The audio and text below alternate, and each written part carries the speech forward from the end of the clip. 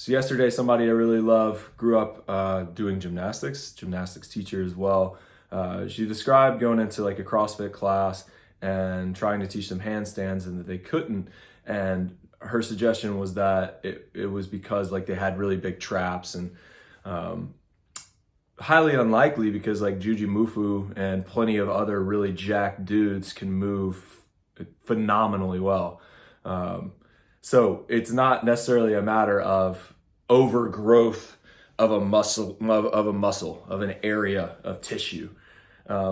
What this probably says is that CrossFit group, that particular gym, that box, has not chosen to develop a wide range of movement skills. And so this person I was talking to, she was like, that's why I love your weird little workouts. They're not weird. They're not weird at all. Like, what's weird is that we just put strength into this box of lifting.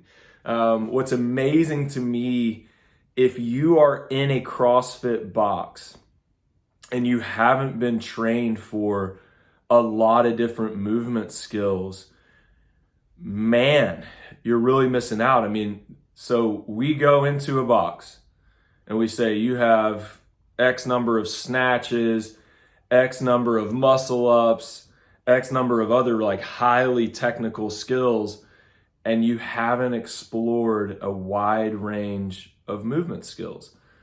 This is where having a coach that obsesses over skill acquisition above all else is imperative. And what I find to be really fun is that elite athletes think they need to train very specific, structured ways. Most often they lack skill beyond their sport. So whenever you get them into something different than their sport, I'll just take an example of a running back that I worked with. He ran like 4.56 40. We brought him down to a 4.38 within like 6 weeks. We didn't do anything special. He was just locked in his body. I had him crawling like a snake downstairs. I had him just expressing himself as an athlete. We added a foot to his broad jump. None of this was because he didn't have it in his system.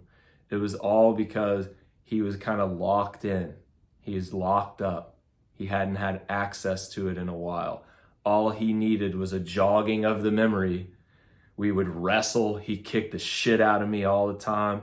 I watched him do things with his body I have yet to see again, that no one had asked him to do in a while. So when you asked him to play, like truly fucking play with the badass skill set that he had probably developed as a child and was told to lose due to performance training, all these beautiful qualities started to come out. It was amazing. So nothing I do is weird. It's just skill acquisition. It's all very intentional. Sometimes that intention is intensity, and sometimes that intention is to be goofy as shit and to take time. I know a friend of mine liked the way I said, like, take time to take time. Just take time to visit yourself. Take time to go back into things that made you you in the first place. You don't have to have some guru on social media fucking tell you that eating your vegetables is good for you, for fuck's sakes. Like, this is just foundational things, man. Like walking, I don't know if you guys realize this, but walking is good for you. And sleep is good for you. And we have 6 decades of research on creatine. I'm not sure if you guys are aware, but it's good for you. You don't need a fucking guru to tell you that. Like, go back to the things that made you you in the first place, the things you intuitively knew as a child. That means playing and creating and showing off your art regardless of what anybody else fucking thinks about it. Who gives a shit? Who gives a shit if somebody's watching you be a goofball? They want that shit too, man. And if they're so damn insecure they can't dance like nobody's watching, the more you show them that, the more they might try to find that groove, baby. So find your groove, do what you do, don't get stuck in a system, go play.